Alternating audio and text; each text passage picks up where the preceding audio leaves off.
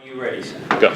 Hey, good morning, everyone. Thank you, Tosca. Hello. I was in contact with Tosca some months ago. My name is Jonathan Breeze. I'm the founder and CEO of Aardvark Compare. We're a travel insurance marketplace. There we go. You use marketplaces every day. Kayak, Amazon, Expedia, they save you time and money. Weirdly, you don't use them for insurance here in the US. In the rest of the world, we do.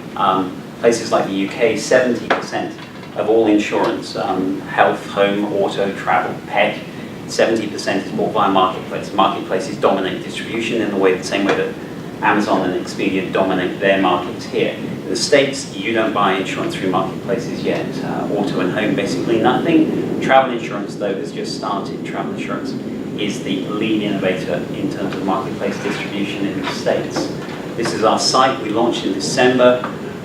We have gone through break-even. Customers compare and save quickly on travel insurance. I'll tell you why we went with travel insurance in a moment. We can also help customers save money on their airline tickets. Those of you who ever bought an airline ticket knows that the airline likes to sell you the same ticket at different prices, the same seat at different prices.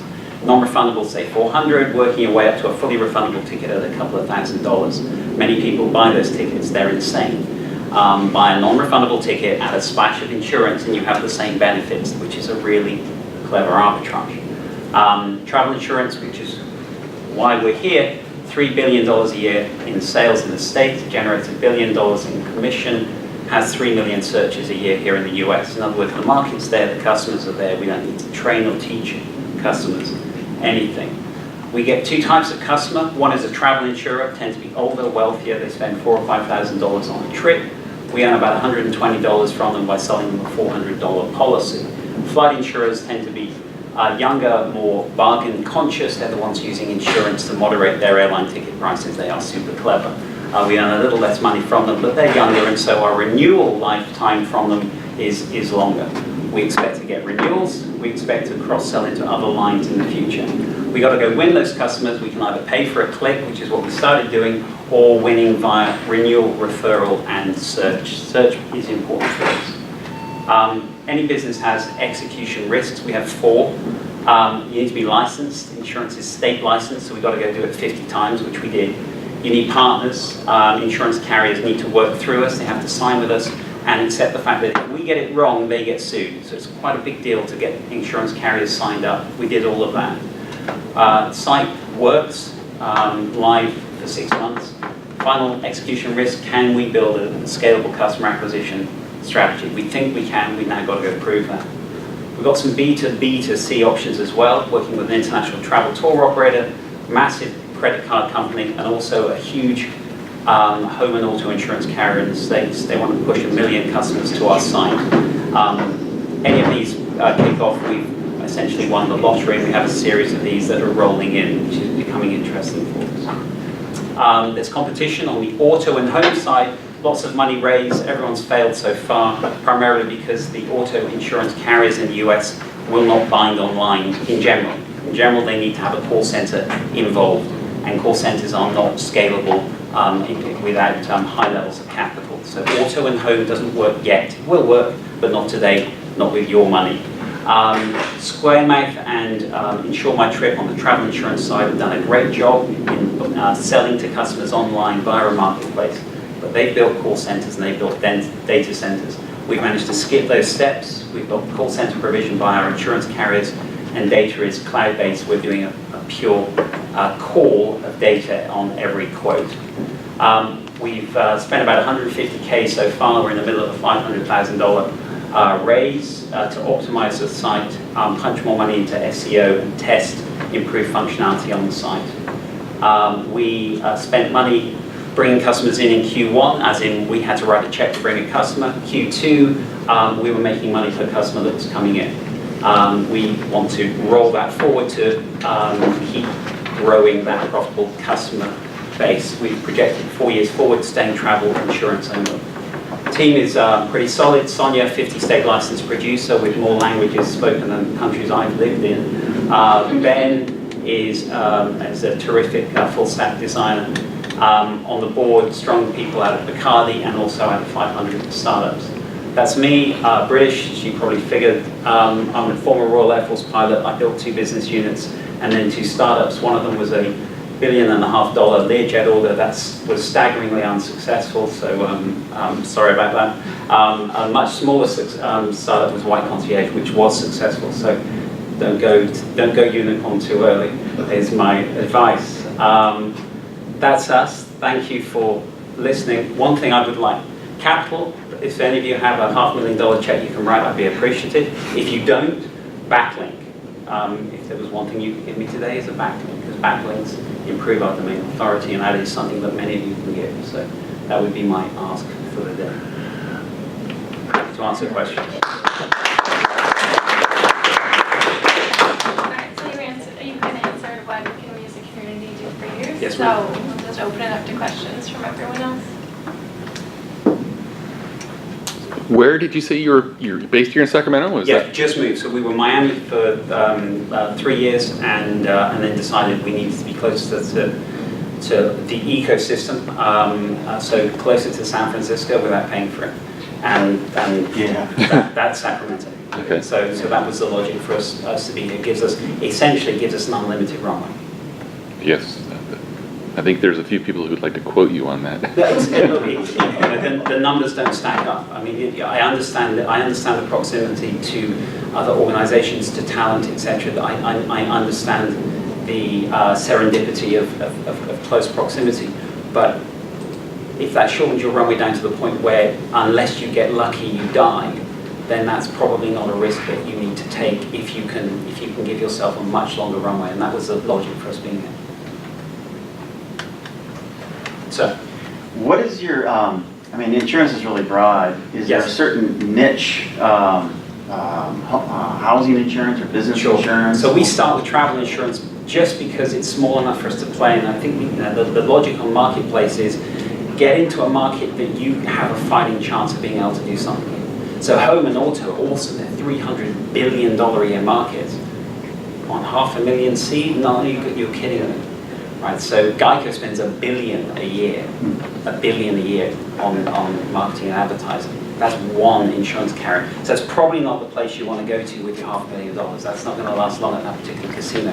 Whereas travel insurance is small enough that you can go play in it, and it's fragmented enough that we can make a difference and look to have an opportunity to get into page one.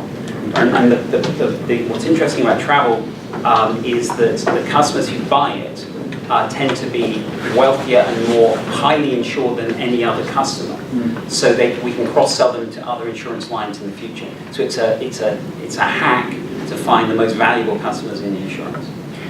One last question: how do you procure your customers in the travel, through airlines or cross partnerships, or? So the airlines are trying to sell you a travel insurance anyway. It's generally garbage, but what they're doing is promoting the idea. So the airlines and Expedia are promoting the idea that, hey, maybe I should do this, and I know I don't trust the airline, so I'm going to go search. In the same way as most people don't buy their rental car or their hotel through the airline, even though it's promoted. So arguably what the airlines are doing is helping create that 3 million search volume a year. So you have an increasing number of people who are searching themselves. Our job is to be there when they search. So creating the market, we don't need to do that. Creating the demand, we don't need to do that, luckily. Our job is to be there when they're searching, which is, frankly, is hard enough in itself. So. Yes, I just got back from Thailand and took an airline, which I wish I did take. And I was looking at their insurance programs that they take. Sure. So we didn't get it. So for your insurance, just in terms of how the company works, service works, would it be attached to a specific, say if I bought a flight? Sure. So right, get insurance for that specific thing, or is it a monthly? No, it's just thing? so you're young. You probably don't have lots of children and things of that nature. So you're the least likely person to go and buy travel insurance. People that have children and worry about things that go wrong, or are older and worried about things that might go wrong for themselves, they're the ones that buy it. And again, we're not promoting it. We're not trying to create the sector. So you buy a trip, you say, gosh, something might go wrong, I might need to go to hospital, or I might want to cancel and get all my money back. Yeah. That's what we were looking for. That's what you should. So the stuff that the airline sells you, if you read the policy, don't read the policy, it won't cover that because they want to sell you a refundable ticket. So what you do is you say, yeah, sure, I'll buy my $500 ticket, I'll go and buy a $30 insurance with cancel for any reason, and when you cancel your trip, for no reason other than the fact you couldn't be bothered to go, you'll get 3/4 of your money back. So really, really clever. And you can use it for any trip to anywhere. So you do buy a policy for specific travel, for a specific trip, like? Correct. Okay, cool. I would have That always done that. it's dumb, clever, and the airlines make a fortune from you for doing it. And then you mentioned the backlink. Would it be beneficial for you to be tied in with insurers that provide home and auto but not travel? Yes, massively. And that's one of our big B2B to C opportunities right now, because what the home and auto carrier wants to be able to do is provide benefits to their customer base. They want loyalty. They want to say, hey, look what we can do for you. So what we're doing for an insurance carrier in the Northeast is building them a bespoke set of products where we've cut our commission in half because we don't have the acquisition cost. So that carrier says, we don't want a rebate. First time I've ever heard that in my life. We don't want money back. I almost had to sit down. So what we want is a better deal for our customers. I said, are you on a recorded call? What is this? So they said, no, we want much better value for our customers. Can you go and build us something? Which is actually quite complicated to do. So we run a sort of 3-month build for a set of products for that particular carrier so that they can say, hey, where you can compare the whole market, look what we built for you. Look how cool this is. So that's what they want, so that's what we're in the middle of building. If that works, we've got 1 million customers being having the site promoted to them, which is why we're in the middle of a sort of, resilience and redundancy program, because that's a little bit like, cracking the reservoir over at Folsom and seeing what happens as you hold the cup under there for a glass of water. So we're in the middle of an engineering project to get ready for that. But fundamentally, that should work for any major insurance carrier in the States. I might be able to help a little bit. I will hug you. Okay. Sorry, No problem. we're in the same. I will shake you by the hand and maintain a discreet distance. If we were in Europe, I would hug you. Sir. So right now you say that you Aardvark only insure specific trips. Can you see that expanding to offering like annual policies where you would cover any trips that Sure. you take in that time?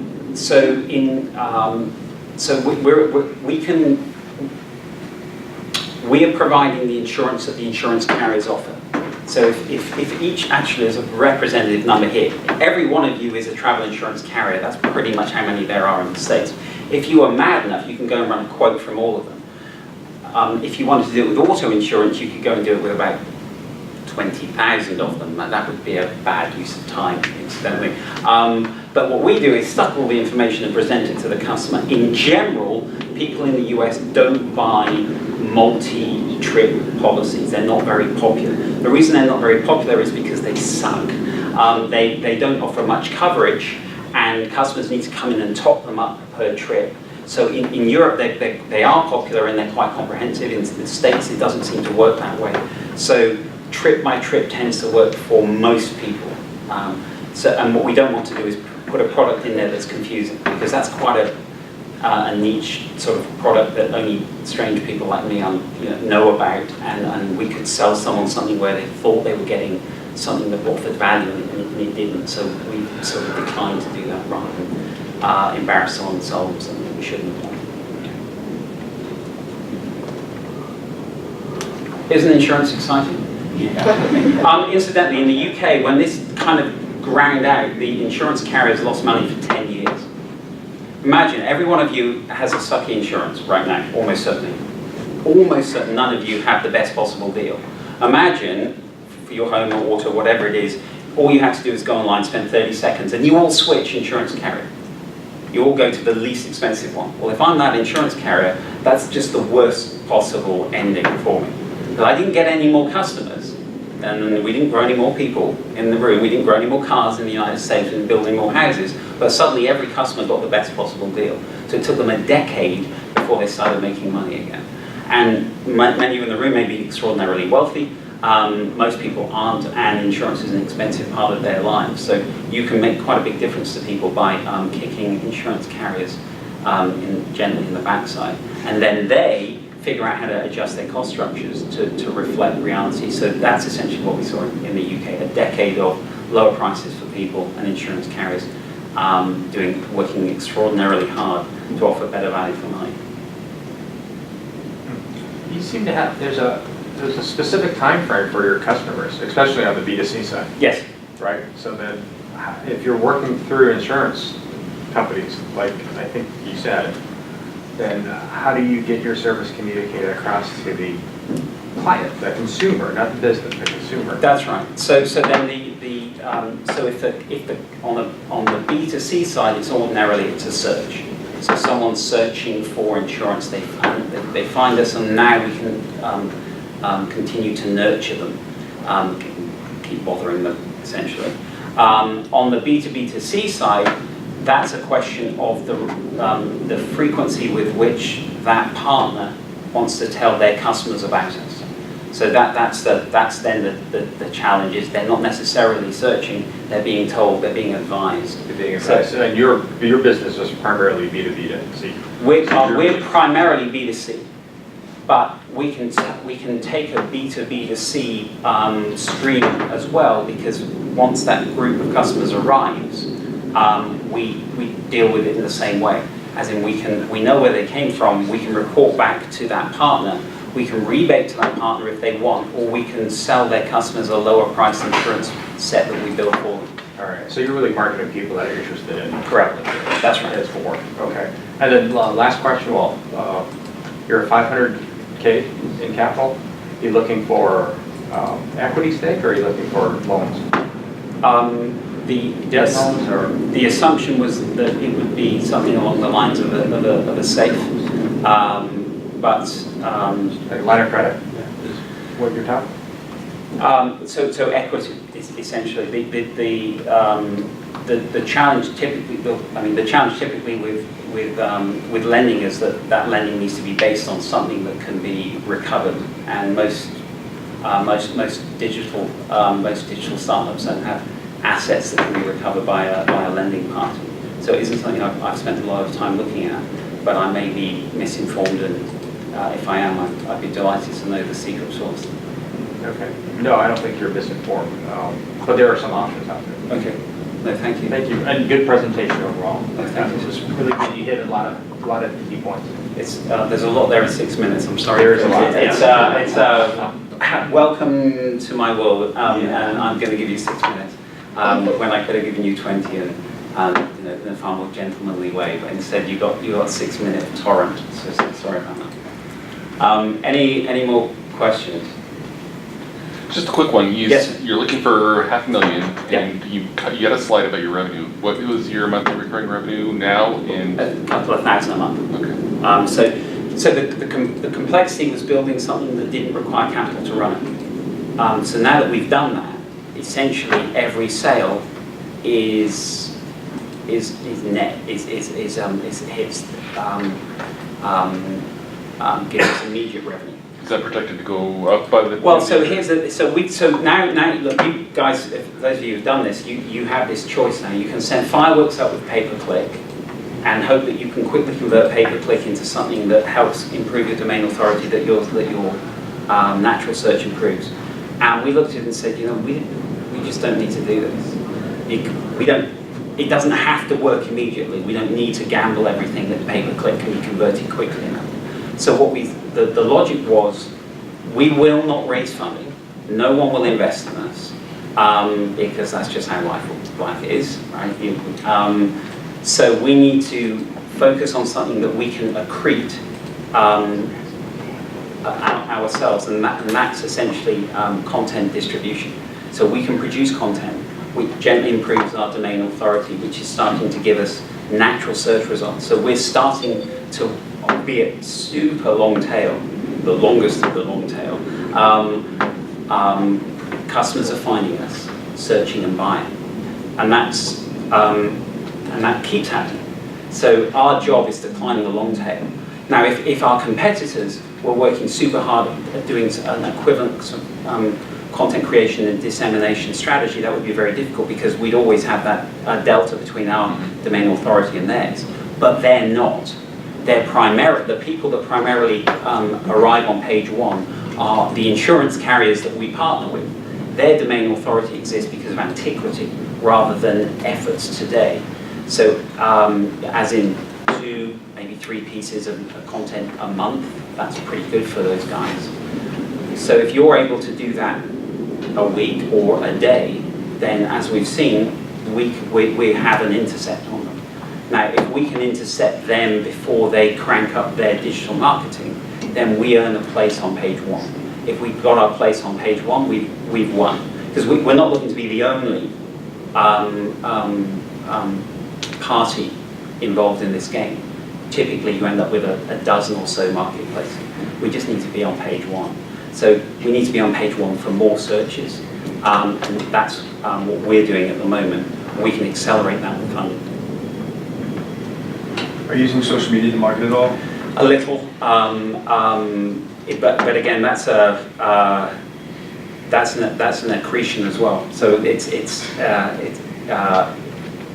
when you have your audience of thousands and millions, you have a distribution platform. If you have no audience, then how do you get it going? So that's the challenge. Whereas what we can see from content distribution is that Google eventually recognizes good content. Absolutely.